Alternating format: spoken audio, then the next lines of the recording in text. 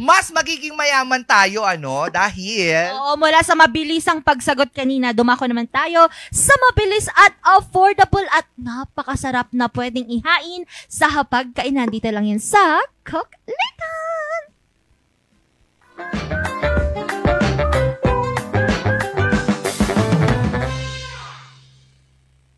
Ako nga pala si Vincent, isang communication student. Tara, samahan niyo ako sa mga ganap ko ngayong araw.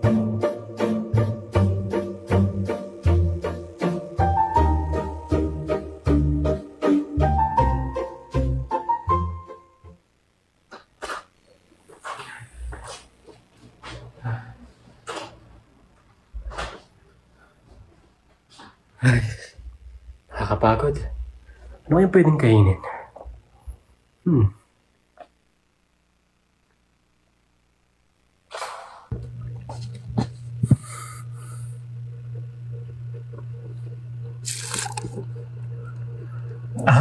Alam ko na.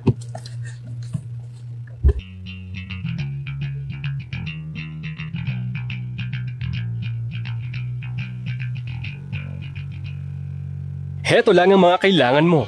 Sili, kalamansi, itlog, toyo, asin, paminta, at flour.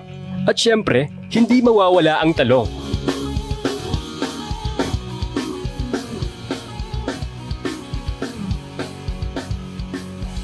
Ihanda mo na din ang isang lalagyan na may halong itlog, asin, paminta, at harina. Pagkatapos nito, ihanda mo na ang mantika dahil magpiprito na tayo.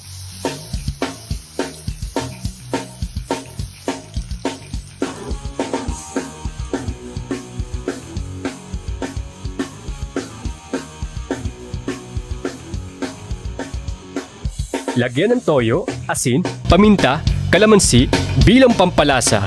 At syempre, may mayonnaise din ito. Sisig Queen. Oh, sisig baka mo? O ito, mas pinahealthy. Bet ko Ang tong talong saya. sisig na Oo, ito. napaka-healthy. Ay, ang sarap! May pasili pa. Lagyan na natin yung ano, kamalansi. Kamalansi. Yan, perfect. Naglalaway na ako. Totoo? Oo. Let's try na. Ha? Wag. Siyempre, nagam mo kalamansi. We need to mix it ba? first. Oh, I see. Eto ang maganda sa akin, no? Kasi nga, syempre, we're trying to lose some weight and gaining some more muscles in life. Yan. Ay, nakakatuwa. Egg yan, no? Yes, egg, talong, Oo. bawang, sibuyas, and kamalansi with mayo. Oo, right? magkano to? Lahat? Lahat-lahat. 200 lang to. Lang. Tapos, magkano ba ang talong ngayon? Oo. 40 pesos isang kilo sa palengke na eh. 200. Oo. Tikman na natin. Ako pwede ko siyang i-try na natin. Oh my God. May mayonnaise? Ay. O sige, okay lang. Cheers.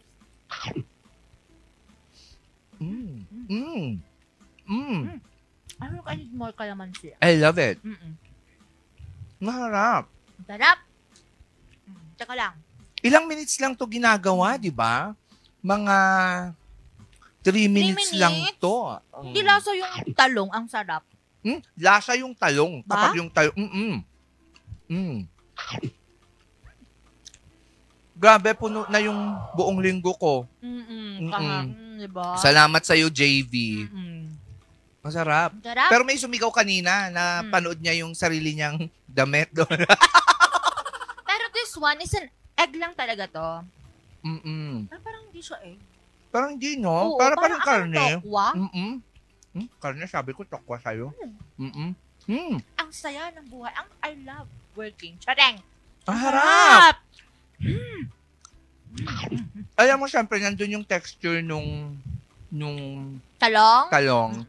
Naglalaban-laban pa rin. Parang normal pa rin na sisig. Tapos hindi overpowering yung mayo. That's a good thing. Kasi di ba minsan kasi ang mayo, yan ang nakakasuya. Pero ito kasi, may naghahalo yung asim, yung tamis, yung alat. Tapos mapeperi pa siya. Tapos may maanghang pa. Ay, ang sarap. Oo, sarap nung anghang niya actually. Pwede nyo itong gawin kasama ng mga anak din ninyo para ma-enjoy din nila ang mga gulay. Siguro hindi lang sa talong pwede gawin to, no? Sa ampalaya. Ampalaya. Sayote, I guess. Pwede. Matubig kasi yung mga yun. Sayote. Alam mo, sarap nito sa rice. Wala pa tayong rice dyan. Emerald. Oo, hindi na, titirahan daw siya. Titirahan daw natin yung mga camera. Wag ganyan. Oo. Maawa naman kayo, pero last na. Oo. Wait lang. Harap. Ang sarap. You have to try this at home, mga ka-MB, no? Para sa recipe, balikan lamang po yung posting natin sa Morning Balitaktakan Facebook page. Exactly. So, nandun po lahat yan, yung gagawin ni JB kung paano matapos itong talong sisig na ito. So don't forget to like and follow and share na rin yung mga contents natin sa Morning Balitaktakan Facebook page. Oo, dahil meron po tayo sa Facebook, sa X, sa Instagram, sa YouTube, and of course, sa TikTok. Ayan, nandiyan na po yan sa television ninyo. At hindi lang po yan dahil mapapanood nyo rin po kami kapag kayo ay naka-Mountain View Satellite dahil nasa Channel 10 lang po kami. At kapag hindi nyo naman po mahanap-hanap ang ganitong pagmumuka, nako po, i-scan lang po ang inyong mga digiboxes at hanapin ang RNG Luzon channel. Oh. Sige lang. Wow, ubos na. Tirahan mo daw sila. Sorry na. Sorry na, nadala ka. Ang saya, no? Ang sarap kasi. Pasubo. Siya rin, pasubo.